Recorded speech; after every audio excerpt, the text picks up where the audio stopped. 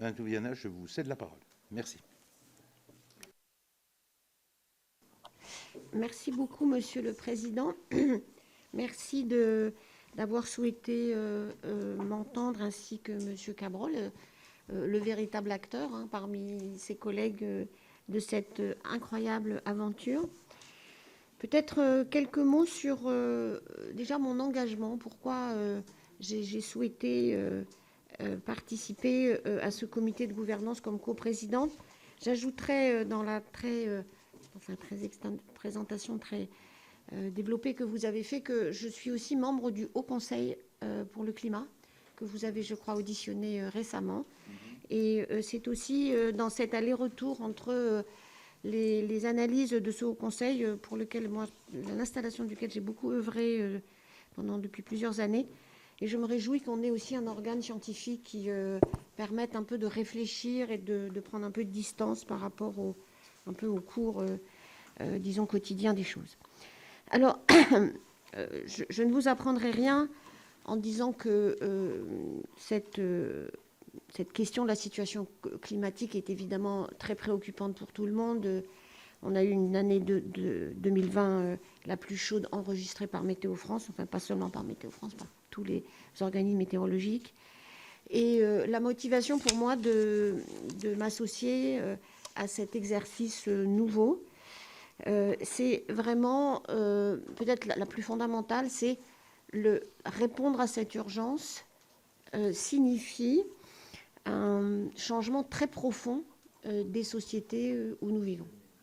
Qu'aller à émissions net zéro en 2050, ce à quoi d'ailleurs la France s'est engagée aux côtés d'autres pays européens, mais aujourd'hui maintenant de plus en plus de pays, signifie, quand on regarde d'ailleurs ce qu'on est capable de faire, je dirais, en faisant un peu mieux que le quotidien, il y a un décalage considérable entre ce qu'on devrait faire, et on le mesure dans les deux rapports que le Haut Conseil a publiés pour la France. On est très en dessous déjà de ce que la France s'était donné comme objectif de réduction annuelle. Notre objectif devrait être dans le passé d'avoir été de réduction des émissions de 1,5% par an. En fait, il va falloir qu'on accélère déjà par rapport à cette norme que nous n'arrivons pas à remplir, puisque nous sommes encore une fois très en dessous. Les émissions françaises ont baissé de 0,9% par rapport à 2018 en 2019, et très largement parce que 2019 a été une année assez chaude et que les besoins de chauffage ont été limités. Donc on est dans un décalage très grand entre les objectifs qui sont pris au plan politique, auquel évidemment je m'associe complètement, et la réalité de la politique et des changements sur le terrain. Alors, on a quand même des choses qui sont positives, et c'est pour ça qu'il faut accompagner ce changement. Évidemment, l'accord de Paris que j'ai eu le privilège de négocier il génère un effet domino positif en tout cas. On ne peut pas dire évidemment, aujourd'hui on n'en est pas au résultat sur l'économie réelle, mais l'Union européenne a provoqué finalement un mouvement important dans la Chine, aujourd'hui rejoint par les États-Unis, et beaucoup de pays émergents se fixent aujourd'hui un objectif qui paraissait en 2015 complètement hors de portée, qui sont de baisser les émissions à zéro net, c'est-à-dire en enlevant les puits de carbone en 2050 ou peu de temps après. Donc on doit revoir tous nos objectifs, on doit renforcer nos stratégies, notamment la stratégie nationale bas carbone française. On est la stratégie nationale bas carbone française qui, franchement, et vous me permettrez de ne pas être très diplomate là, n'est pas du tout la feuille de route de tous les ministères du gouvernement français. Et c'est une référence qui, au fond, n'influence pas aujourd'hui, pour l'instant, les politiques d'une façon générale. Et c'est sans doute, évidemment, l'objectif de ce nouveau projet de loi.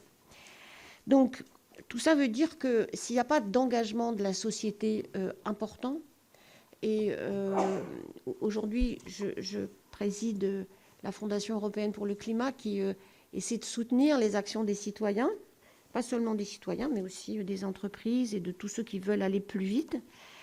Le seul constat qu'on peut faire, c'est qu'il y a un consensus dans la société, sans doute, pour percevoir le risque climatique. Les études que nous avons financer de notre destin commun montre qu'il y a un facteur d'unité dans la société française sur la perception de ce risque et la nécessité d'y lutter. Donc, ce n'est pas un facteur de division comme ça a pu l'être, ou ça l'est encore, hein, aux États-Unis par exemple. Mais qu'en même temps, les changements sont si profonds qu'une décision seulement par le haut ne va pas fonctionner. Parce que c'est beaucoup de choses, c'est des comportements individuels, c'est des choix collectifs, c'est aussi des programmes évidemment gouvernementaux. Et donc la conscientisation rapide, les mouvements de jeunesse, évidemment les inquiétudes par rapport à l'agriculture, à l'alimentation, au transport, on voit qu'il ne faut pas reporter les choix, mais qu'en même temps ces choix ils doivent être partagés. D'où l'intérêt de l'exercice de la Convention citoyenne, puisqu'il y a à la fois la compréhension des enjeux et des problèmes, et en même temps la difficulté et l'impossibilité de les conduire dans un cadre existant. Rappelons-nous évidemment la crise des Gilets jaunes et la réaction très vive, en tout cas de groupes de population, à cette augmentation de la taxe carbone. On sait aussi, et l'étude de Carbone 4 l'a montré, qu'on peut, bien sûr, on peut recommander aux uns et aux autres d'être vertueux, mais le citoyen français le plus vertueux, même s'il faisait tout comme un héros, hein, ne jamais plus prendre l'avion, presque jamais sa voiture, ne ferait que entamer bien peu les émissions françaises, hein, 25% au fond de ces 11 tonnes d'émissions de gaz à effet de serre par an, qui sont la totalité des émissions quand on compte les importations. Et encore une fois, bien sûr, les émissions françaises, d'origine française, faites sur le sol français, elles sont moins élevées, hein, en dessous de 6 tonnes d'équivalent CO2 par an, mais nous importons le reste. Et en 2050, net zéro, c'est net zéro pour tout le monde, c'est pas net zéro pour la France, et puis les autres feraient autrement. Donc il y a cette espèce de budget carbone qui nous contraint, et une grande difficulté politique, pas celui de ce gouvernement seulement, des précédents aussi, à répondre à l'enjeu. Et donc, il faut un grand changement. Et il me semble que le fait de recourir à la consultation citoyenne, ce qui est certainement un exercice dans son ampleur originale en France, et il faut évidemment saluer l'intention du gouvernement, du président de la République de lancer cet exercice, mais il n'est pas nouveau, d'autres pays l'ont fait. On pense évidemment à l'exemple célèbre de l'Irlande sur des questions sociales très, très difficiles. L'hypothèse faisant que si les citoyens sont consultés directement dans un processus où il y a un processus non pas de sondage, mais de réflexion et d'élaboration des politiques, eh bien, on a une chance de savoir au fond où en est la société française et du coup, l'élaboration de ces politiques d'être plus raccord, plus en phase avec ce que pense la société. Puisqu'au fond, et ça m'a toujours frappé comme... bon, je m'occupe du climat depuis beaucoup trop longtemps, parce que ça devrait déjà être réglé, mais je suis toujours frappée de ce qui vient tout de suite dans la bouche de beaucoup de responsables politiques, alors là, vraiment de beaucoup d'appartenance, de dire les citoyens ne sont pas prêts. Et au fond, le mieux, c'est de leur demander ce qu'ils sont prêts à faire, et surtout qu'est-ce qu'ils souhaitent que le collectif fasse, puisqu'encore une fois, individuellement, ils ne peuvent pas faire tellement de choses. Enfin, ils peuvent faire des choses, mais ils peuvent surtout construire le consensus pour que la société change. Donc, je vais peut-être raccourcir mon propos introductif et essayer de répondre à vos questions. Donc, je pense qu'effectivement, elles sont nombreuses. Oui, c'est pour ça, il faut que je me discipline. Vos questions sur, d'abord, au fond, la qualité démocratique de l'exercice, je crois qu'il y a, et j'en ai discuté en tout cas, malheureusement pas avec vous, mais dans le processus lui-même, avec la commission des lois de l'Assemblée nationale, on peut comprendre l'émotion des élus. Mais ces conventions citoyennes n'ont absolument pas, évidemment, ça me paraît même tomber sous le sens, vocation à remplacer l'exercice démocratique représentatif. Sinon, je crois qu'on marcherait sur la tête.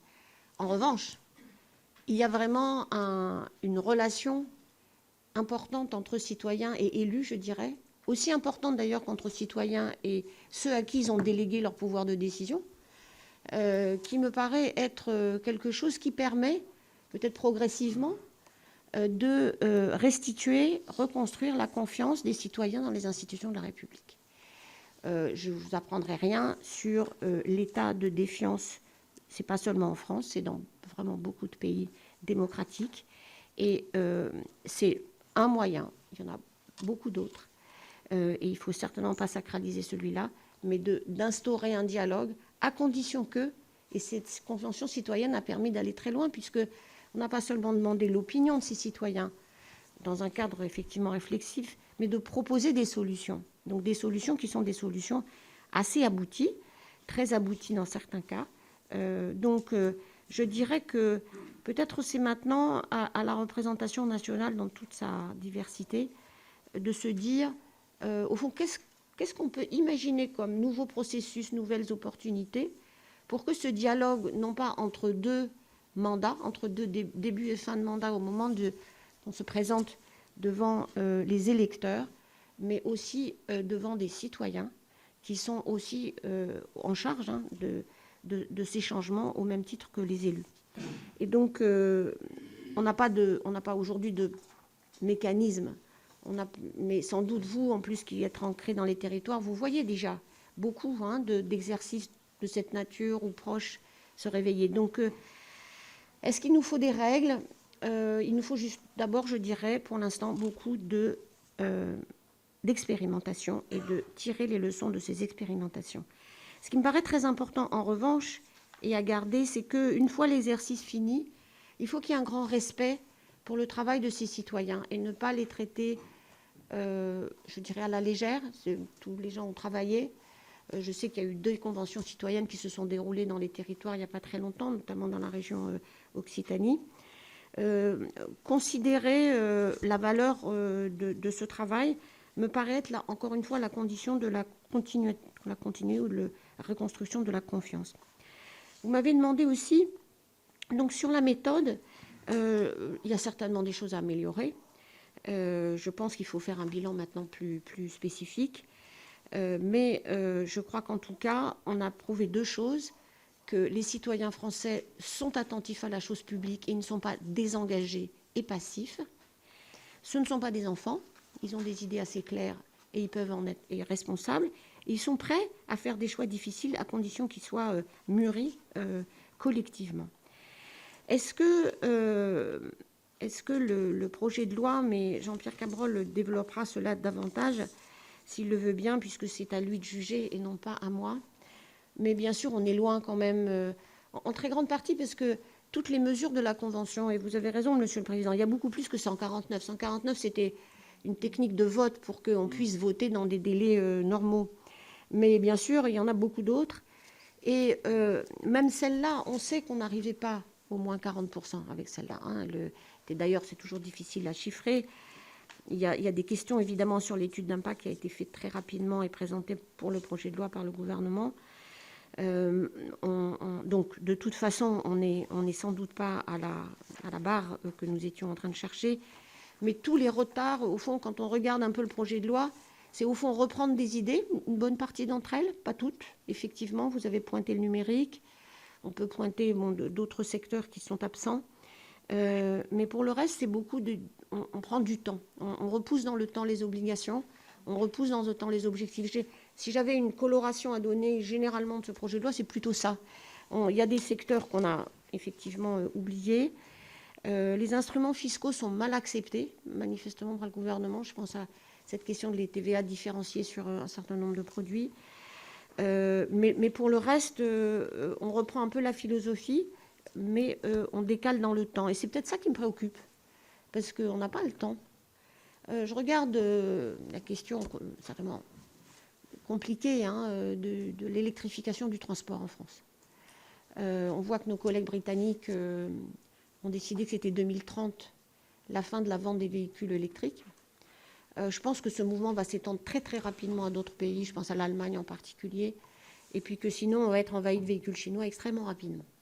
Alors est-ce que c'est raisonnable de repousser encore, Et ça, c'est un exemple parmi d'autres.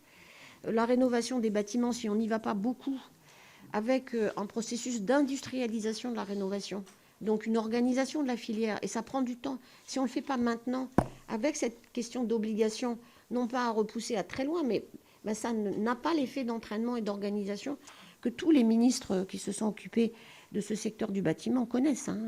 Il y a une résistance, c'est normal, mais il y a un moment où justement il faut pouvoir bâtir dessus. Est-ce qu'il y a eu co-construction? Je dirais là-dessus, au fond, la qualité de ce processus, en tout cas dans notre esprit, avec Thierry Pêche, qui est le comité de gouvernance que nous avons animé, c'était de dire les citoyens font leurs propositions, ils sont écoutés. Alors l'interprétation du sans filtre a été assez extensive, ça c'est vrai, on peut le dire, parce qu'il y a eu beaucoup de jokers quand même. Mais c'est après au gouvernement et surtout ensuite à la représentation nationale de prendre ses responsabilités. Donc le fait qu'il n'y ait pas eu de co-construction, moi, ne me choque pas.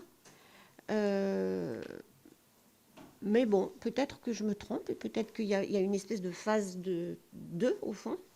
Il y a la phase 1 de la Convention citoyenne, ses propositions, la phase 2 de l'élaboration des projets de loi, des règlements de la loi de finances.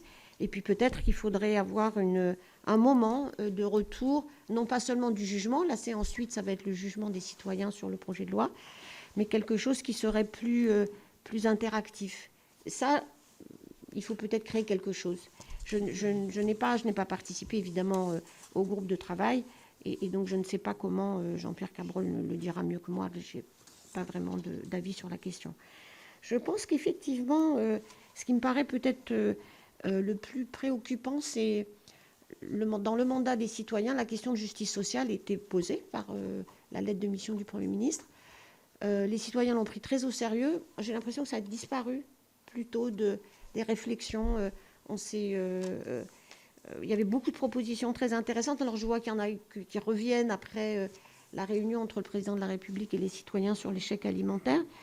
Mais je pense que très sérieusement, cette question de la justice sociale, précarité des ménages, il y a tout de même 14% des ménages français qui sont concernés par la précarité énergétique.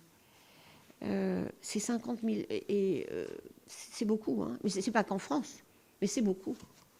Beaucoup de gens dont le budget est très largement impacté par la facture énergétique, que ce soit transport, chauffage, etc. Et aujourd'hui, tout ce qui est la technologie de l'information, qui sont de façon très sournoise, si on peut dire, consomme ce budget de... Et par ailleurs, on a une inégalité territoriale majeure vis-à-vis du risque du changement climatique. Elle est forte. La France est un des pays qui sera le plus impacté.